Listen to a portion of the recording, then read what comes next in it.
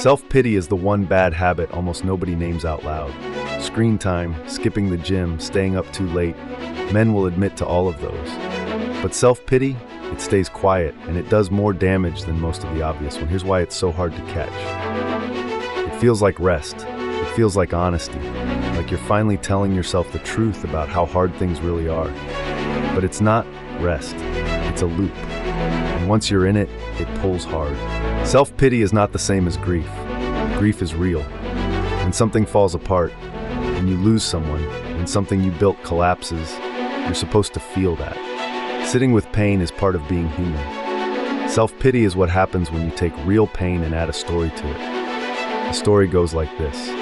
This happened to me. I didn't deserve it. Things should be different. And because they aren't, I'm off the hook.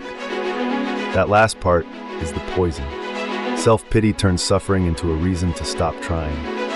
It works like a drug because it pays out. Not in anything useful, but in something the brain wants badly, relief from responsibility. When you're the victim in your own story, nobody can hold you to a standard. The weight lifts. People offer sympathy. They lower their expectations of you, which can feel like kindness. But like any drug, it asks for more over time and gives back less. The story has to get bigger to keep working. And the longer you run it, the smaller your actual life becomes. Marcus Aurelius wrote that we suffer more in imagination than in reality. He was right. A lot of what self-pity feeds on is the mental replay, not the original event, which is usually long past. Viktor Frankl survived things most of us cannot imagine.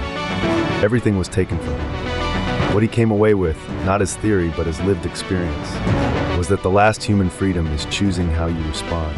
You don't control what happens to you. You do control what you do next. Booker T. Washington built a life from less than nothing. His message was simple. Bitterness doesn't build anything. Only work does. The way out of self-pity isn't complicated, but it is demanding. Recognize it when it shows up. It usually disguises itself as realism. Then take one small action, not a grand overhaul. Just one thing you've been avoiding that's actually in your control. Action forces honesty. It shows you what's possible. The story can't survive contact with real effort.